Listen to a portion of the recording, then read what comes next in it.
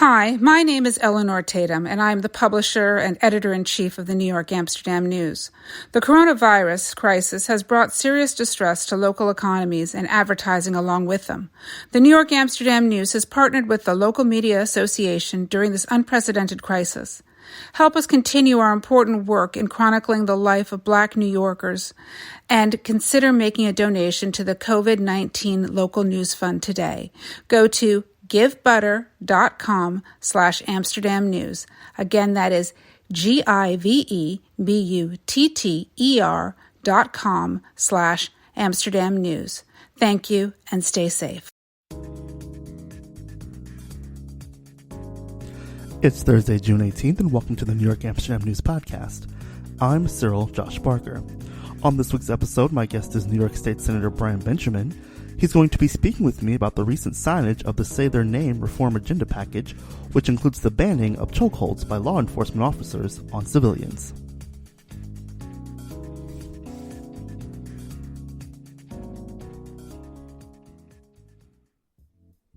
Well, Governor Andrew Cuomo recently signed the Say Their Name reform agenda package following the May 25th killing of George Floyd and an ongoing pattern of police brutality against minority communities across the nation.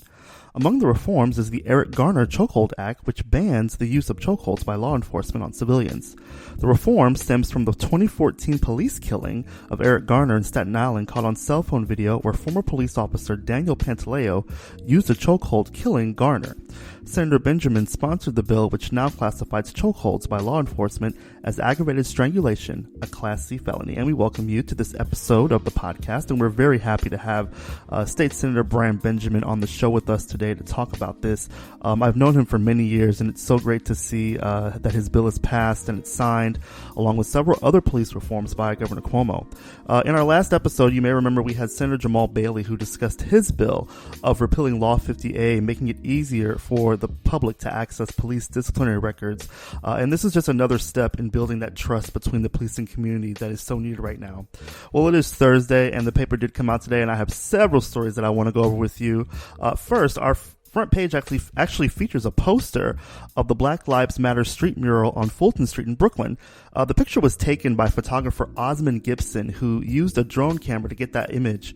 Editor Nayaba Rinde has the story about how the mural was created and the message that the artist hoped to send out. We also have a story written by me about the primary elections that are currently underway.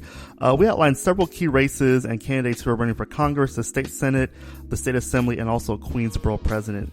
And in our arts and entertainment section, we have a great story about the Black Lives Matter art that's popping up across the nation.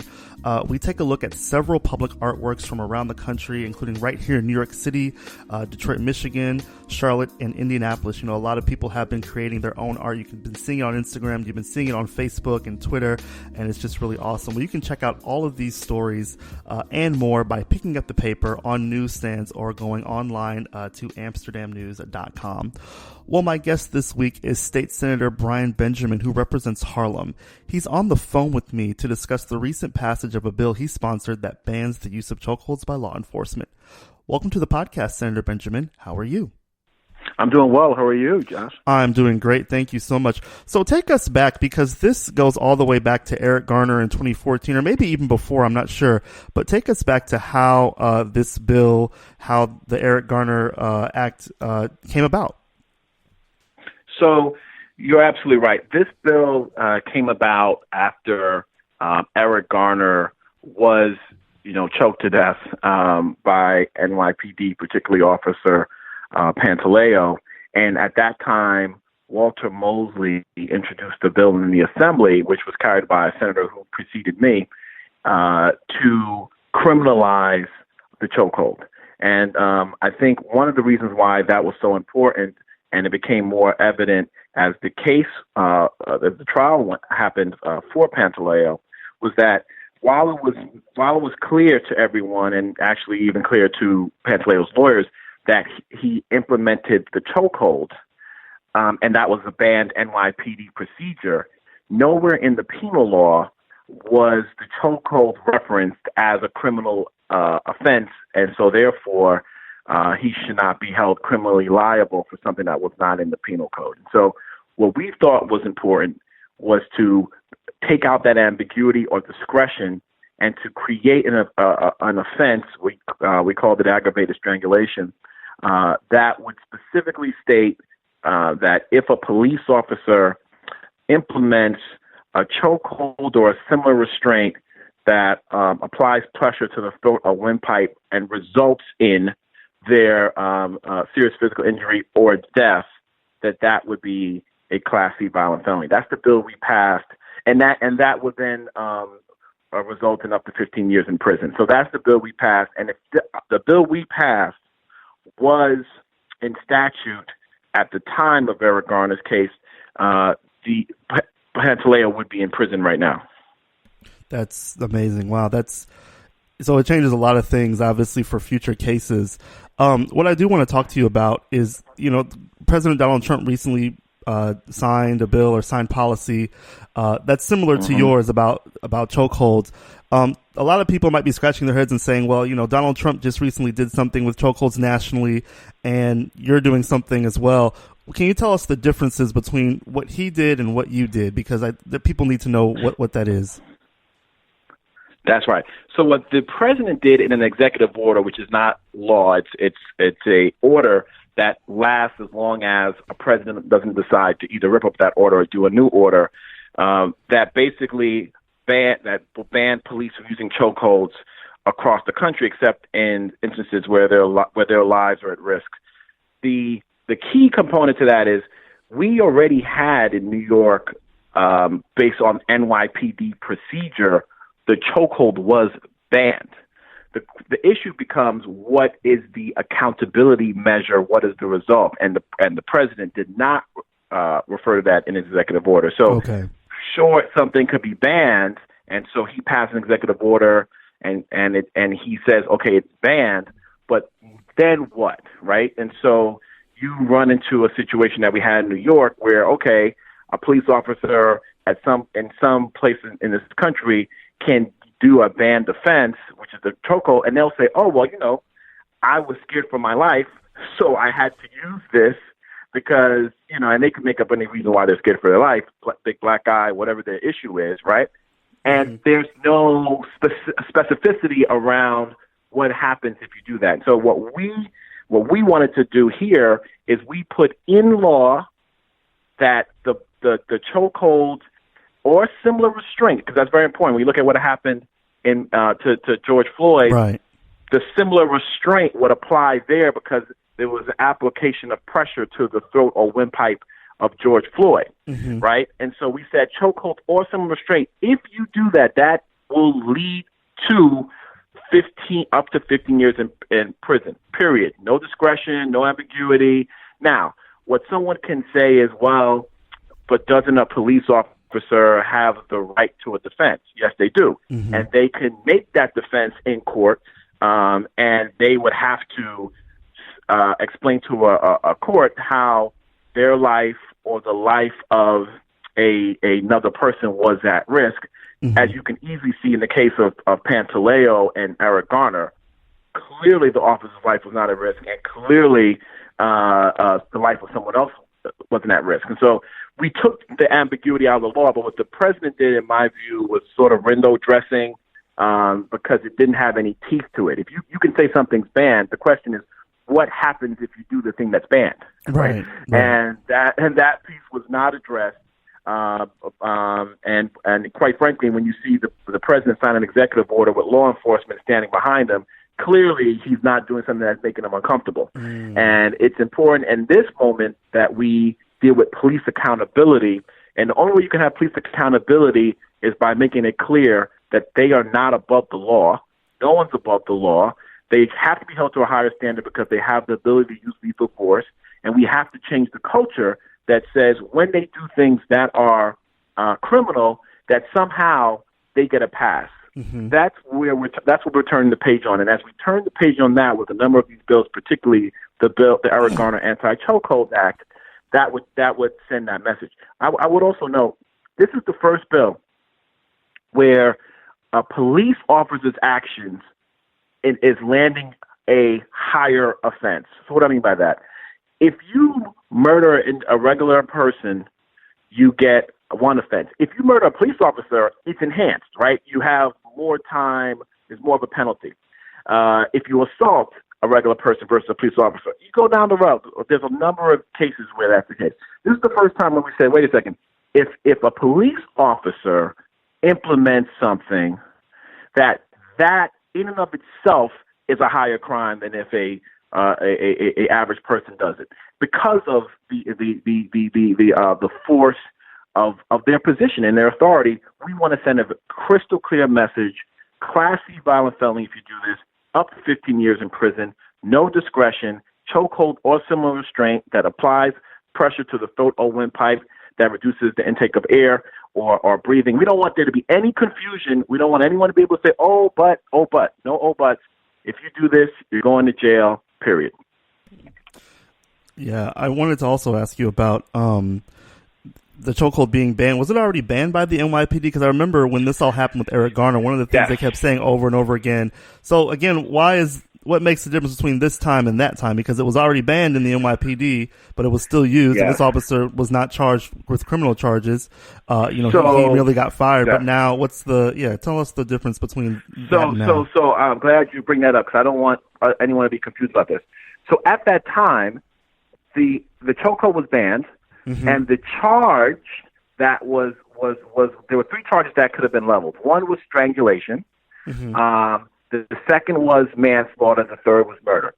The jury at the time felt that, well, it's not really strangulation because the police officer wasn't really trying to strangle him. So there was all these issues, and then they didn't feel like, because of the dynamics of the situation, that the chokehold that led to his death rose, in their view, to the position of murder or manslaughter. And so why this is different is because what this bill specifically does is says the act itself. We created a criminal offense called aggravated strangulation. So we have a higher charge of strangulation now called aggravated strangulation.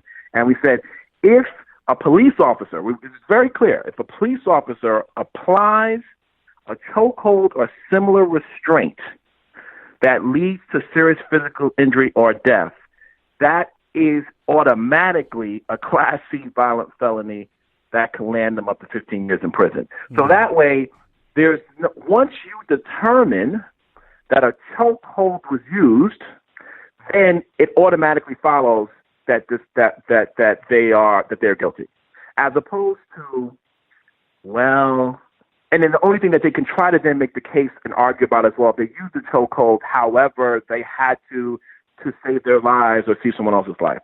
That's a very different standard than if the chokehold is banned by the NYPD, but then it's utilized, but there's no place that specifically criminalizes it. It's not. It's the lawyer at the time was specific in saying, yes, he did the chokehold, but it's not in criminal law. It's not in the penal code. So it's not an automatic crime, even though it's banned, right? So it's weird how the world works, but that was the problem, and we took that ambiguity and discretion out of the conversation. And what we did was expand it to say chokehold or similar restraint. So not just the chokehold, but if you have a knee on the neck, or if you sit on the neck, or if you stand on the neck, or whatever application of pressure to the throat or windpipe that is possible that can lead to serious physical injury or death, that all automatically is covered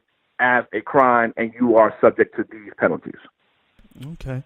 And I just wanted to say that your bill was actually part of the Say Your Name reform agenda that Governor Cuomo recently signed, which also allows for the transparency of prior disciplinary records of law enforcement by repealing 50A, which we actually had Jamal Bailey on our last episode discuss that. It also prohibits false race-based 911 calls and designates the Attorney General as an independent prosecutor for matters relating to the civilian deaths at the hands of police officers. Correct. Let me ask you this.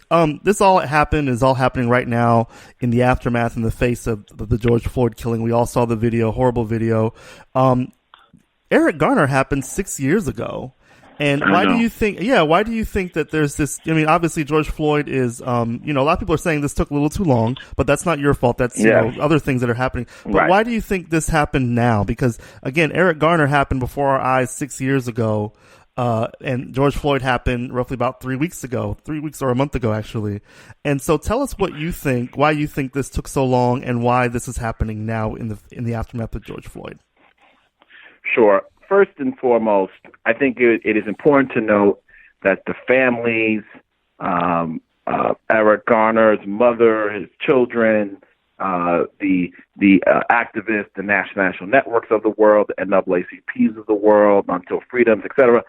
There have been a number of groups that have been fighting for these issues.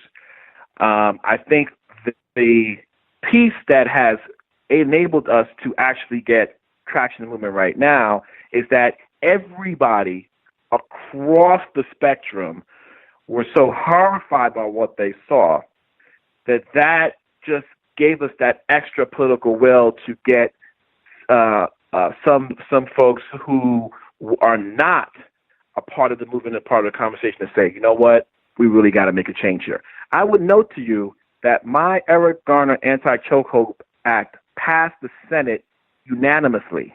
There was a sheriff on the Republican side who I knew was going to vote no, voted yes. And so I think, I had calls coming in from Republicans, Democrats who live in districts with a lot of police officers who are like, we got to do this, right? And so I think when you look at that issue, that 8 minutes, 46 seconds of horror, and everyone across the board saying, you know what, this is murder, this is crazy, we got to do something, we got to change this culture. I think that was the key piece that was missing to really propel us to get in these law signs. Okay. And one thing I have to definitely ask you about is there's obviously been some criticism from people who support the police and most notably the police unions about this bill and the other bills that recently passed that were signed by Governor Cuomo. What do you say to those critics that say that this might be a little too harsh? Because a lot of people might say, you know what, you kind of, this is not me talking. These are the critics talking, saying that this just creates a slippery slope when it comes to policing the police. What do you say to those critics? What do you say to the police unions that might have issue with this or that are having issue with this? The ultimate question is, should the police be responsible for policing the police? I mean, that's the ultimate question. Like, who should police the police? And for me, I believe our laws should police the police.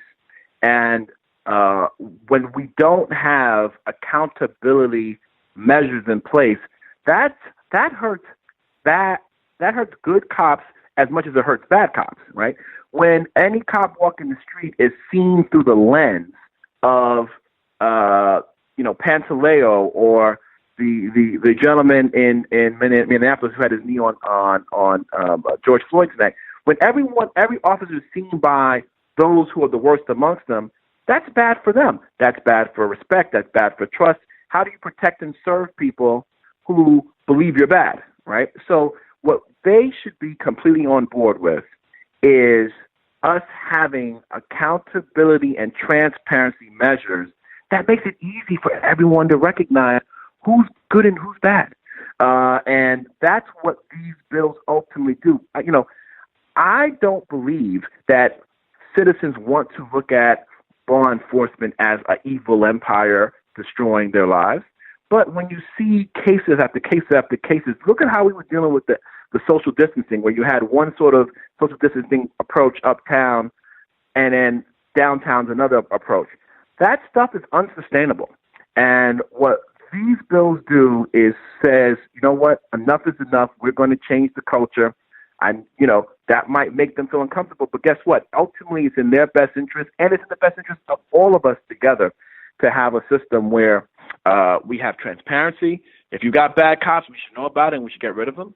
And we should have accountability. If police do things that are inappropriate, they should be penalized just like anyone else. You can't have a police system where they're above the law and nothing that they do is transparent. That doesn't work, and that's what we have looked to do. And I want to thank Senate Majority Leader Andrew Stewart-Cousins and Speaker Carl Hastie for working judiciously over the last couple of weeks with a number of us to get this package together and get it signed by the governor.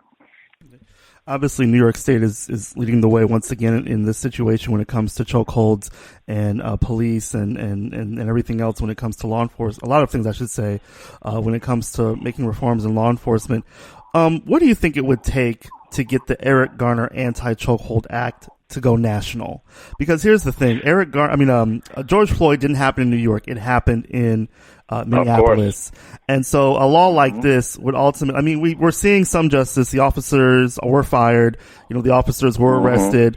But had it happened somewhere else, maybe not. I don't know. But, if a law like this were national, it would definitely mean that a police officer, any officer involved in something like this, would be charged. What do you think it would take to make the Eric Garner Anti-Chokehold Act national? I think two things. One is that if we had a president and a Senate who would support the actual Eric Garner anti-chokehold bill that's in the legislature, that's in the Congress right now, right? Congressman Hakeem Jeffries carries it in the Congress, and Kirsten Gillibrand carries it in the Senate. They have a bill. They can pass it. They can sign it, and we can have this nationally. That's number one. Number two is what we're looking at right now is we are preparing a plan to take this nationally ourselves and go state by state. It's not going to be as fast as what the federal government could do, but we're not going to wait and hope that either Trump gets taken out of office or Mitch McConnell gets taken out of office. We've got to move, assuming that the status quo is what we got to deal with. And so we're looking at states that have Democratic governors and Democratic legislatures just like New York, and we're starting with them first. Okay, where are we on this bill? And we're going to try to look to move that forward, working with the families that are impacted, particularly in this case the Garner family. And then after that, we're going to try to move forward. But there's no doubt that the easiest path to where we need to go is having a president who would sign on to this. Full disclosure, Vice President Joe Biden has said that he will sign this bill, so that's good. And then getting that through a Senate, a U.S. Senate, and so we got to make sure that the right people are elected in November to help us move this along.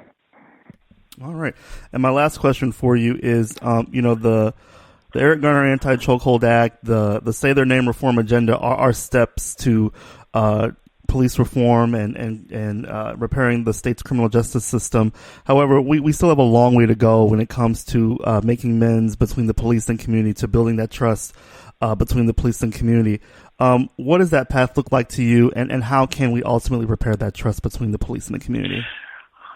I think we have to have a conversation, a meaningful one, across this state, actually across this country, but locally people need to really deal with this. What should policing look like, right? What do we want police to do? What do we want them not to do? How many people will be needed to do what we want them to do or not to do? What are the skills of those people, right? So, for example, if you live in a municipality where there's a lot of calls where mental health is an issue, either A, that means we need to have a separate unit dealing with the mental health issues, or there needs to be a unit within the police department that's not lethal that deals with these issues to try to address them. How much does that cost, right? How do we deal with use of force? When should we use force? When should we not? Look at how do we want to police protests? I mean, think about I just was on a hearing that the Attorney General had where she was doing, Attorney General Tish James, where she's looking at policing during the protests.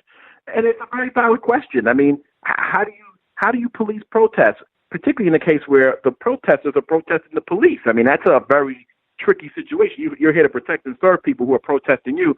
We got to think through how we do those kind of things. How do we deal with complaints? How do we deal with disciplinary procedures? I mean, all of that stuff has to happen, and it can't be done in this sort of like Twitter hashtag world of, these little statements that aren't comprehensive. We need to have a comprehensive plan that starts from the ground up, community participation, where we are coming up with our own city-based plans on how we think, given the dynamics of where we live, policing should best happen. And I think until we do that, we're going to constantly have these conversations. I mean, some folks think that we should have no police and it should be all someplace else. Some people think we should. Right.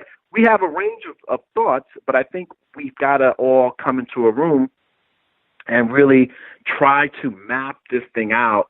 And we need our local leaders to do that. So I call on Mayor de Blasio and other mayors across the state, at the very least, to really sort of lead that conversation and pull us all in.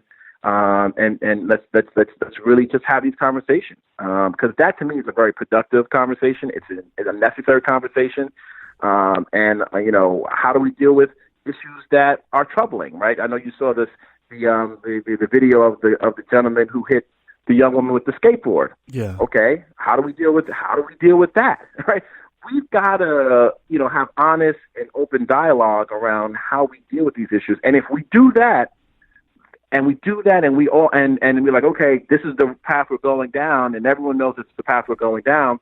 I think that we can move forward. If the police during the protests were told, your job is to protect the peaceful protesters, and everyone knew that, and everything was structured around that, I think we would have had a different dynamic than the one we saw over the last few weeks with the protests in New York City. That's the kind of leadership I think we need. All right. Well, thank you so much for coming on, Senator Benjamin. We really appreciate it. Thank you. That concludes this week's podcast. You can pick up the latest edition of the New York Amsterdam News on newsstands and get updates online at amsterdamnews.com.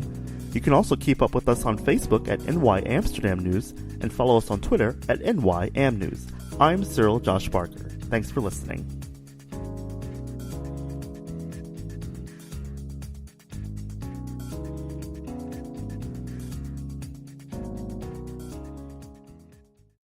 Hi, my name is Eleanor Tatum, and I'm the publisher and editor-in-chief of the New York Amsterdam News. The coronavirus crisis has brought serious distress to local economies and advertising along with them. The New York Amsterdam News has partnered with the Local Media Association during this unprecedented crisis. Help us continue our important work in chronicling the life of Black New Yorkers, and consider making a donation to the COVID-19 Local News Fund today. Go to givebutter.com/Amsterdam News. Again, that is GIVEBUTTER.com/Amsterdam News. Thank you and stay safe.